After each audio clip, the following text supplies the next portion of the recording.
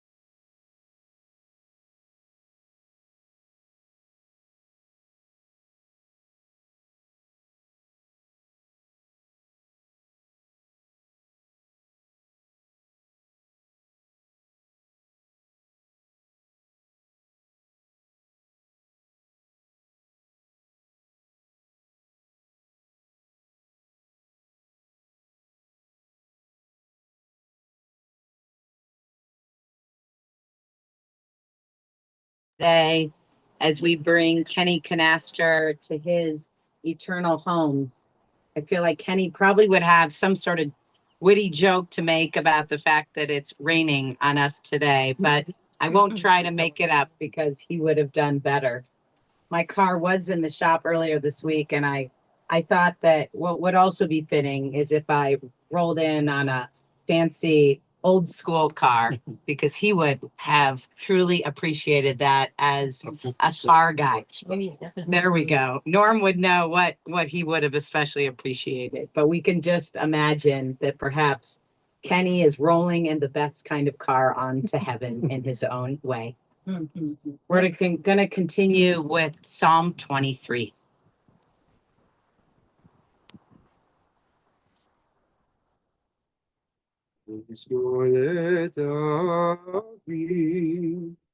Adonai Elohi lo echsar, binoteshe yarebitzeni, al mei menuchot yenalehi.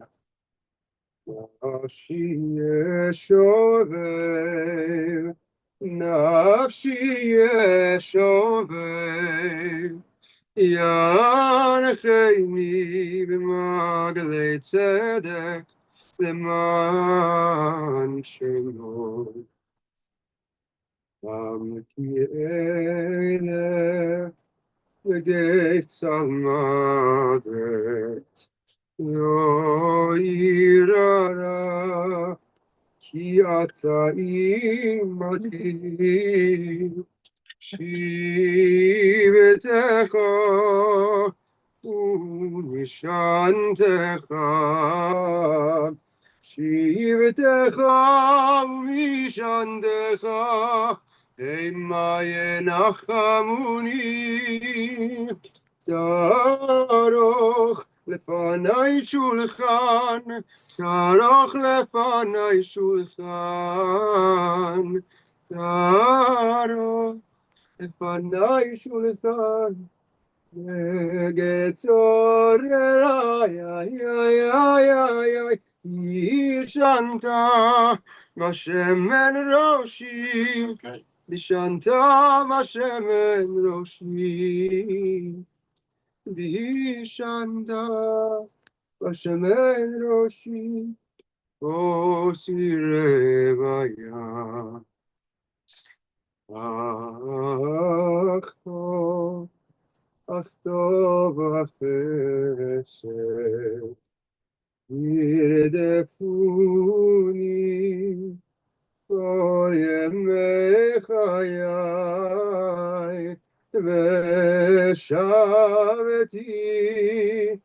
ושבתי בבית אדוני,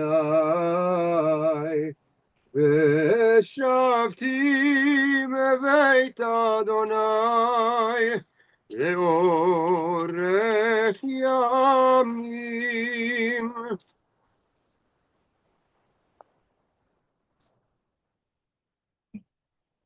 Adonai is my shepherd, and I shall not want, giving me repose in green meadows, leading me beside the still waters to revive my spirit, guiding me on the right path, for that is God's essence. Though I walk through a valley of the shadow of death, I fear no harm, for you are with me. Your staff and your rod comfort me. You prepare a banquet for me in the presence of my foes. You anoint my head with oil. My cup overflows. Surely goodness and kindness shall be my portion all the days of my life, and I shall dwell in the house of Adonai forever.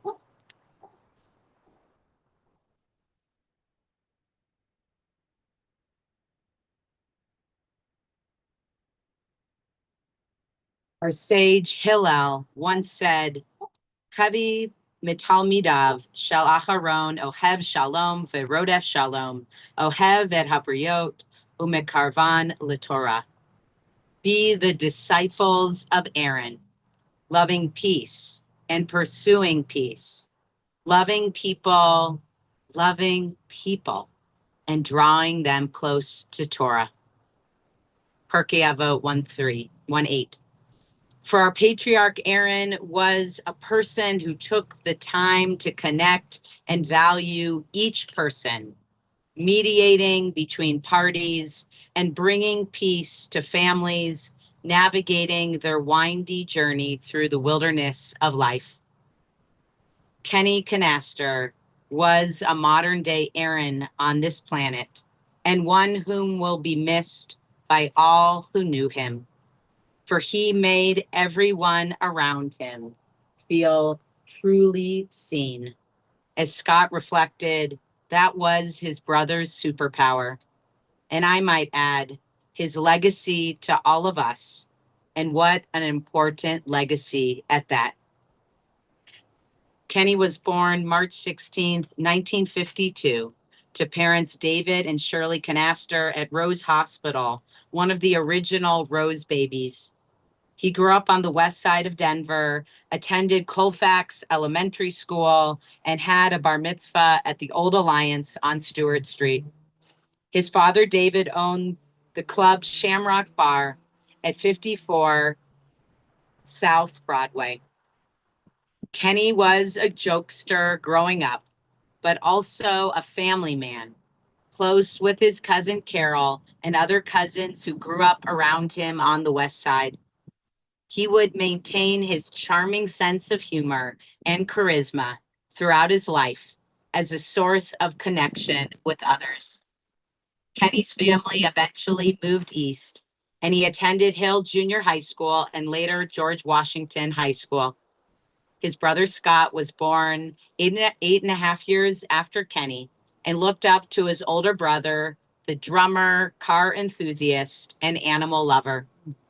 Indeed, Kenny loved animals and cars and trucks. His grandfather even let him drive at the age of 8. And his first job in high school, not surprisingly, was working at a gas station on Leedsdale, changing oil and doing other odd jobs. After graduating from high school, Kenny headed down to Pueblo to attend college, where, according to Norman, he studied the opposite gender thoroughly, but didn't quite complete a Bachelor of Arts or Science.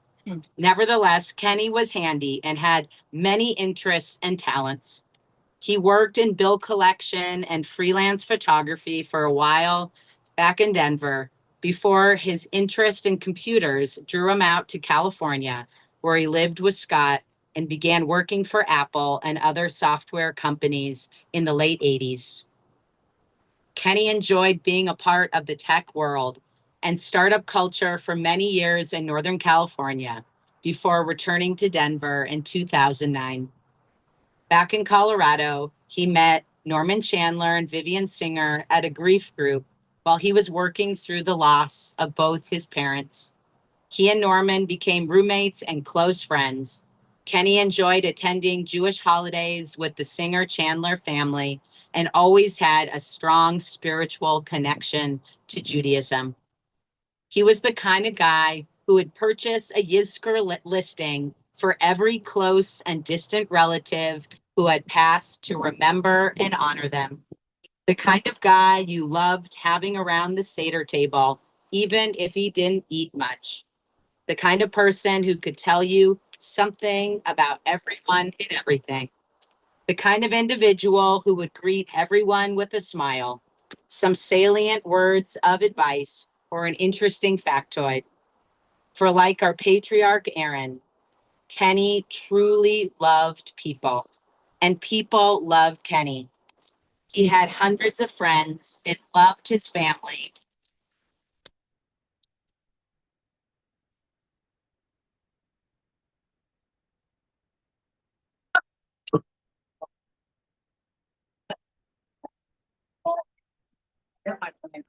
Was Kenny saying something there? Yeah.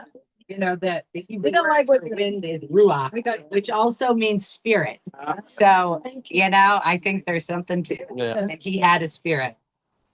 And a lot of friends, and he loved his family and chosen family above all. He once got hats printed that said, "Knaster family is everything."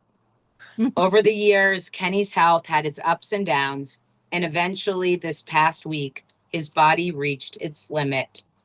He left this world peacefully, surrounded by loved ones.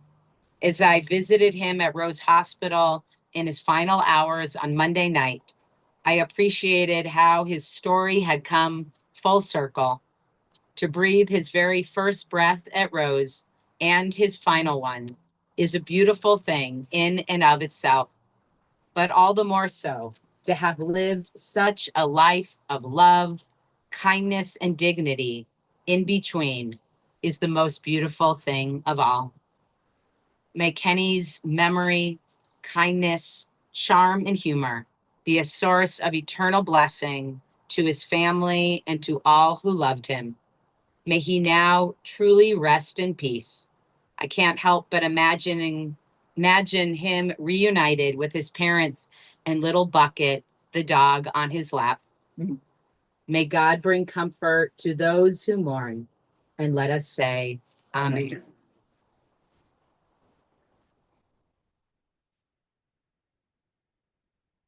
There are places I'll remember from my life. Though some have changed, some forever, not for better. Some have gone, and some remain. All these places had their moments with lovers and friends. I still can recall. Some are dead and some are living. In my life, I've loved them all. All these friends and lovers, there is no one else with you. And these memories lose their meaning. When I think of love, there's something new. No, I know I'll never lose affection for people and things that went before. I know I'll often stop and think about that. In my life, I love you more. In my life, and you more.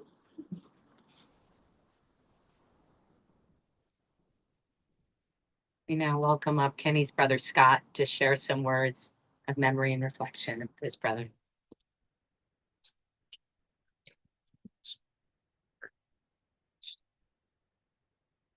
Thanks, everyone, coming here today to think about Kenny. Kenny was born 8 years before me. When you're a kid, that's huge. He was not quite a stranger, but he was this older guy in our house. We had very different interests. You know, he was doing the high school things while I was doing the 5-year-old things. So uh, we were far apart. And he played drums in a band, like Rabbi said. I thought that was the coolest thing. My parents decided to give me a guitar lesson when I was 5. And I had one lesson, and then I had an argument with Kenny, and I hit him over the head with the guitar. The last guitar lesson I ever had. I was a good student. He enjoyed the social aspects of school, so I had that going for me. Not so much the grades for Kenny. He loved cars, as we've said. His garage was our family garage. He worked on his cars in there. Many conversations with my parents about that. He would think nothing of getting in his car and going for a little drive to Omaha or Columbia, Missouri, and he would have lunch or have dinner, and then he would drive home because it was all about the driving with him, I think. He owned so many cars. Norman was telling me the other day, I was around for these, but you had to listen to Kenny tell you about them, so you knew them all. He had a Datsun, and he had a Volvo that he called his factory hot rod. He had a Monte Carlo that he let me drive once, which he said drank gas. Even had a Corvette for a while. Once he managed to own 2 cars at the same time. Not sure how he dealt with that. And as we got older, we sometimes shared things. He didn't care about sports, but he got a trip to see the Broncos play in their first Super Bowl. And I was very jealous, but at least we had that in common after that. We've talked about his sense of humor.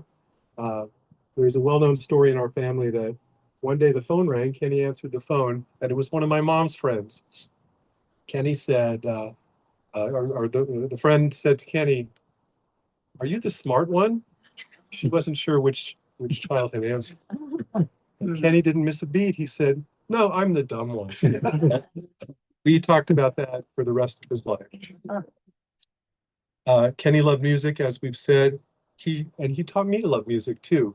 He loved the Beach Boys, the Beatles. He really loved Neil Young, and he played music. I didn't do that. Once he was playing drums in a band at a store opening, and I was 6 years old, and I figured I'd go and sing along with them. And he said, no, that's, I mean, I was standing there getting ready to sing with them, and he gently told me that that wasn't cool, and they were cool. So I didn't sing with them. When he moved to California and joined us, I showed him how computers worked, and he was just fascinated, and we could bond over that. He taught himself every computer skill he could find. He was self-taught. For a while, we both worked at Apple, which was fun. And even after that, we used to have lunch together every week until he moved back to Colorado. Kenny was stubborn. All of you who know him know that. He lived life his way, and this frustrated me and friends and family. It also frustrated doctors when he wouldn't listen to them. It frustrated dietitians who would give him a balanced meal, and he would prefer a hot dog or a cheeseburger. And but he did things his way, and unapologetically and stubbornly. And he talked to everyone. I called him the mayor of the care home where he lived, because we'd walk around and he'd call everybody by name and say hello and ask them how their kids were, or their families, or what they had done the last week. He really knew everybody everywhere he went, and I was just in awe of that ability, his superpower. He could do that right up to the end. He was born 74 years ago, which means Carol knew him longer than me. And Carol was often closer to him than me. Carol and he had a wonderful relationship. He was KH and she was KB. They would greet each other with that. As for his being born and passing away at Rose, and where are we now? Rose Hill. I think he would, I know exactly what he'd do if I told him that. He'd go, wow, wow, Scotty. He would enjoy that symmetry. So I didn't realize it then, but Kenny had a really hard time getting over the death of our mother. Even recently, he would bring her up to me. And that's when he met Norman and Vivian. They bonded, and Kenny also needed a place to live. And Norman just opened his house and said, let's try it. And it worked for more than a decade. They became dear friends, more than a roommate. They needed each other, I think. And Norman, you were the brother that Kenny needed. You were close to him in that way. And Vivian would take care of him also during that time.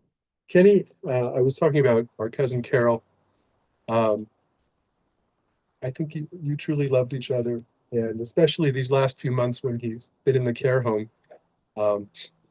Norman and Carol would visit often. I would get there when I could, but far away. So Carol and Norman really did the bulk of that. Since then, he started to slip away from us after he went into the home. At times he was confused.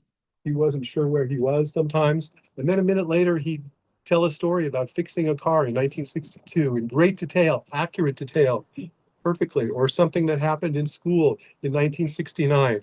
So his memory was sharp, even as he got more confused with daily life. We made it our job to care for him. And now our job is done. We did it. We had a motto of do what we can, good days and bad. That's what we did. 8 years apart was an eternity when we were kids. When you get close to 70, it's nothing. We never got closer in age, but we became closer in life. And we were never closer than at the end, which I feel blessed by. Goodbye, Kenny. I love you like a brother. We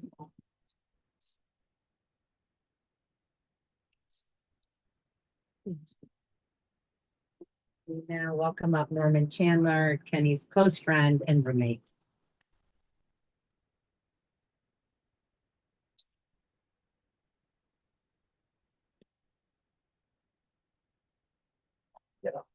Don't worry.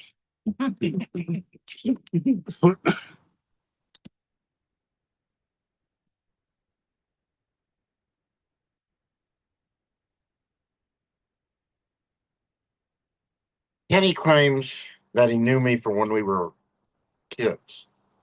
But to be honest, I never remembered him. But when we took the bereavement group, and my sister and I were in there, and we would sit there and we would talk about, and my mother had passed away, and we talk about how the house suddenly became so quiet. My sister suggested that I get a dog, which I did, and his name was Oliver. And then we completed the bereavement group, and suddenly I get a phone call from Ken. And the phone call says, I desperately need a place to live. Can I come and I move in with you? I had to consider that because most people don't usually deal with roommates. Another person who was a close friend of mine said to me, you got to watch those roommates because sometimes they're alcoholics, sometimes they run around with women, sometimes they drink beer, sometimes whatever. And so I sat Kenny down on the chair and I said, we had a meeting. And I said, Kenny, no alcohol, no women, no drugs, no this, no that. And Kenny looked at me and he said, no problem. I didn't realize the one thing that was his downfall was his health. And he had a heart attack earlier in his life. And he had gallbladder removal surgery. And he had a number of other issues in his life.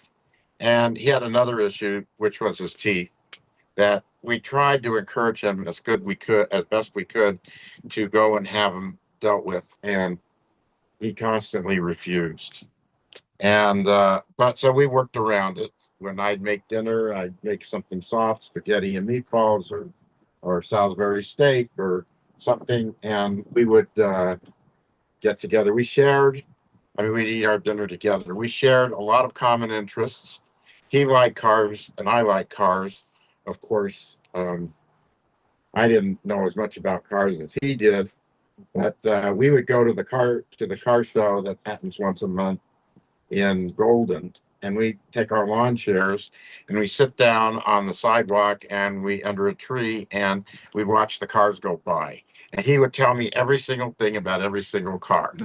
And we had a lot of fun doing that. And we watched the same television shows. His favorite show was Highway Patrol. And so he would tell me every single thing we'd go through, and he'd say, you see, that's a 59 Dodge, or that's a 57 Chevy, whatever.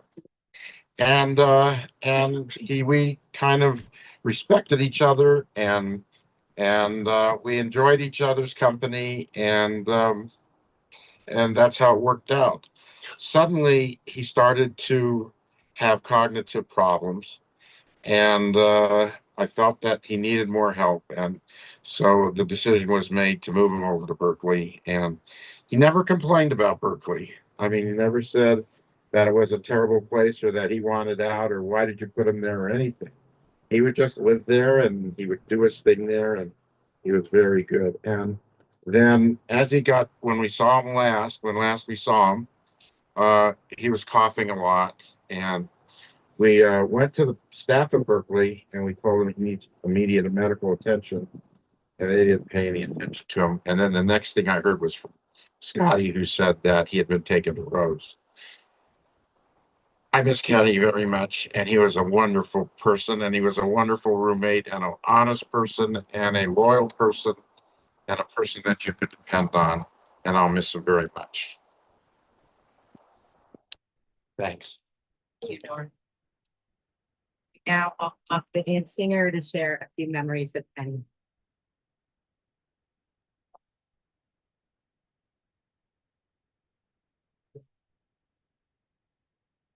I know every time I come over to Norm's, I visit with Kenny. And whatever you would talk about with him, he always had a very good opinion of what should be done, what should not be done. I mean, he was just a wonderful guy to talk to. I used to make yogurt pies. He would say, all the things he would eat much, but yogurt pie he really liked. And every my brother would call me and says, "Oh, you better get a yogurt pie over here because that's what he eats."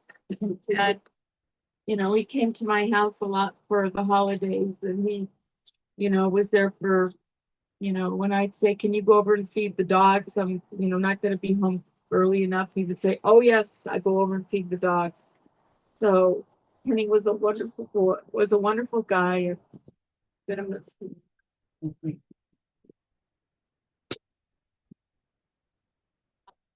Now going to move forward with participating to help tuck Kenny in and help bring him to his eternal home. In Judaism, it is a mitzvah. It's an act of true loving kindness, chesed shel emet, to actually participate in the burial of a friend, a loved one. And so in a moment, the staff will lower the casket, and then we invite first the family and then everyone who is everyone here who is pseudo family to Kenny, to help us to add some soil from the pile of earth that we have back here. It's customary to do so first with the back of the spade to show our hesitation, and then put the shovel completely back into the dirt when you're done, so the next person can complete the mitzvah on their own. Before we come up to do so, we're going to do the ritual of Kriya, the tearing of the ribbon. So I'm going to get this to you, Scott, to put on your ear. Promise. Scott.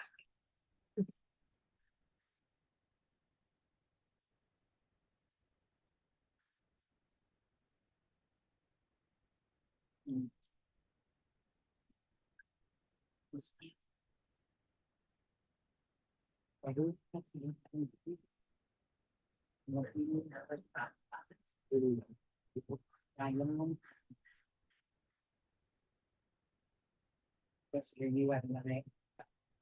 Judge of truth, 9 on the night of I never want to get to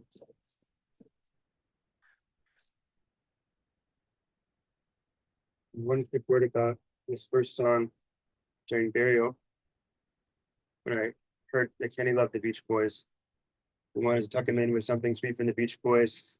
And I was thinking about this song Sloop John B, which they sang, and the English saying, "I feel so broke up, I want to go home." And this is an opportunity to go home. And we know it with the Hebrew lyrics about the glory of rest. Three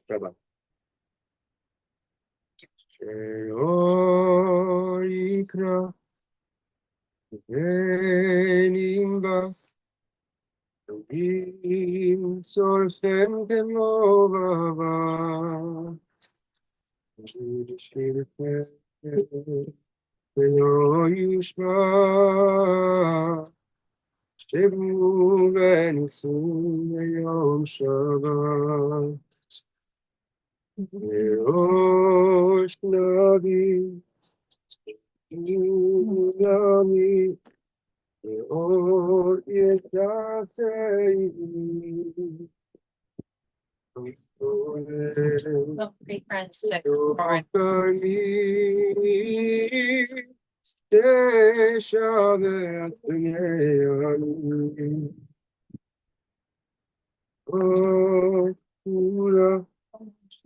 וטוב בתרה, וגם בבבל אשר גברה.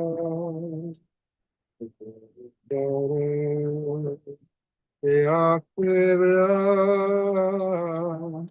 שמא קולי ביום אדרה. לא ימתן אני דבר אז שיטה בראשי דהר. למסיר ולניסה שלום ימתן כמנה. הדוק קנאי אלקנה כנוג לבב ומגינה. אמרתי למעלנה לשוננו לשרינה. חוכמה נפשך גיחת לראשך. זאת מצווה קדושך שמור שבת קודשך. שמור שבת קודשך. שלום עליכם מלאכי השם מלאכי עליון. מלאכי המלאך הקדוש קדוש. You went to Jeremy, right? אתם לשלום מלאכי שלום מלאכי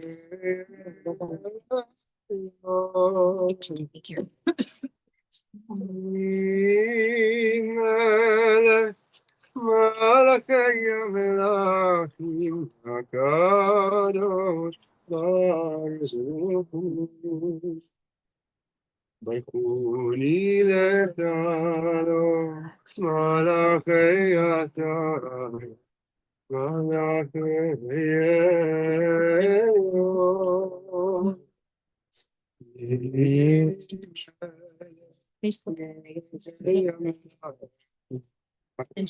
קדוש אתכם לשלום מלאכי השלום מלאכי עליון. מלך מלאכי המלאכים הקדוש ברוך הוא.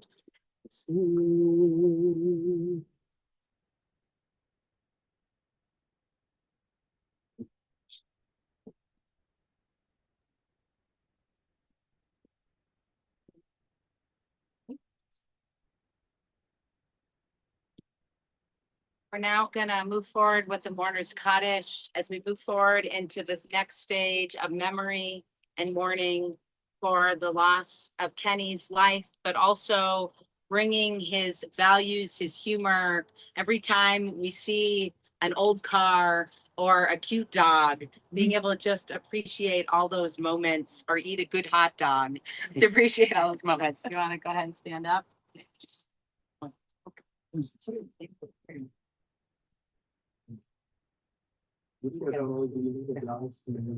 Amen.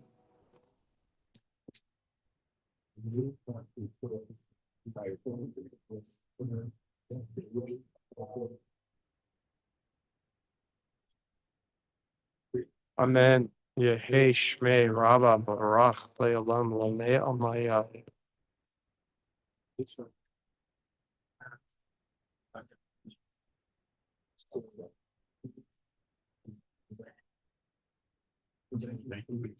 Richu.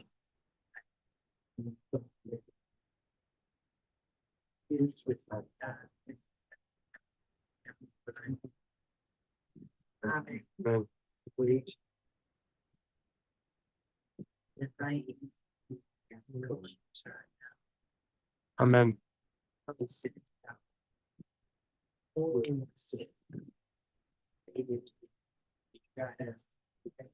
Amen. We invite you to rise as you're able to for the elderly rock on me. Prayer.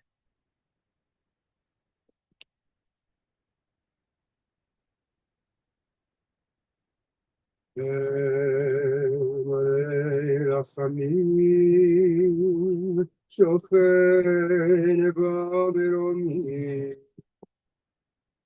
ארצנו נכונה, תחת כנפי השכינה,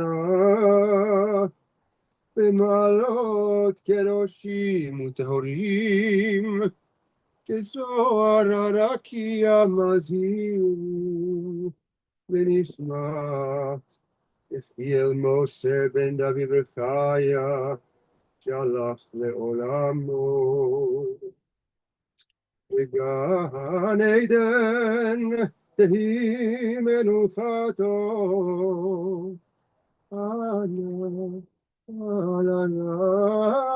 הרחמים, אז תראהו בסתר כנפיך לעולמים, וצרור בצרור החיים את נשמתו.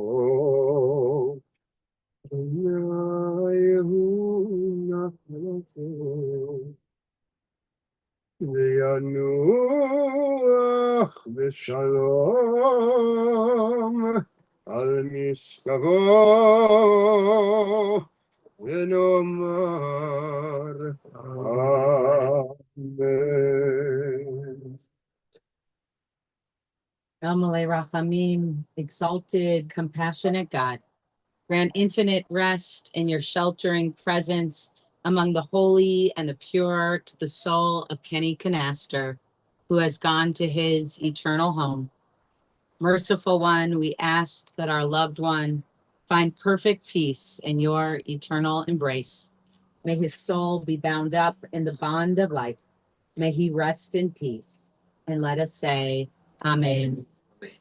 Following the service today, there will be Shiva at the home of Vivian and Nathaniel. Thank you so much for hosting. That'll be after the service until 8 o'clock tonight. Thank you everyone for being here today, for your presence. We're gonna conclude our service by making 2 lines, shurot, facing one another to accompany the mourners as they exit, as a sign of true loving comfort. As we say with the traditional words, Hamakom yenechem etchem betok sha'ar avalei Sion, Yerushalayim. May God comfort you among all the mourners of Zion and Jerusalem. If we can make these 2 lines as pathway on this side.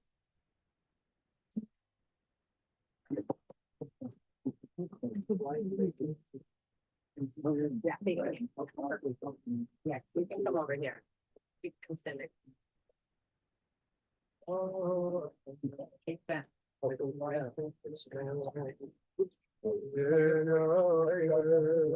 Yeah, to make the stack together.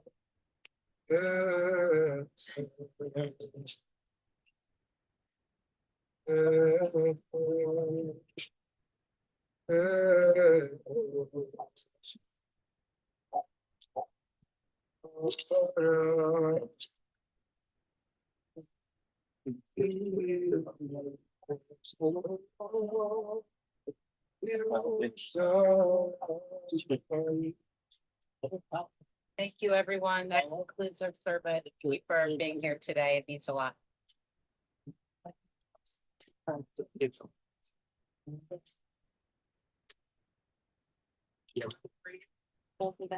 Yeah.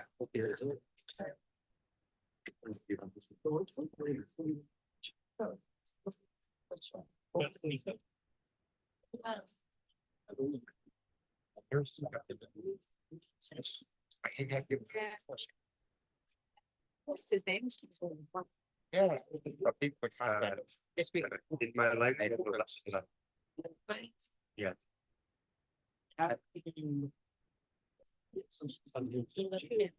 Yeah. Oh.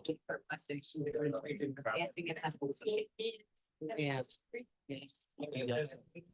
Thank you guys for coming. It's good to see you. Where are you at school these days? Are you still teaching or where are you at? Because you guys are moving, right? Okay, okay. Yep. Well, that sounds like a good school. What do you think? Yeah. That's where you'd be. Okay. Know anyone that could come up there or you'll meet them? All right, all right. You think Highlands Ranch? I know. Does anyone need an address? don't know, Daniel, do you know where you're going? I hope so. Oh, Nice seeing you. I was actually surprised. I thought this guy were gonna really. Yeah. Thanks, Jen. Rabbi. And if we lucked out with the weather, I would say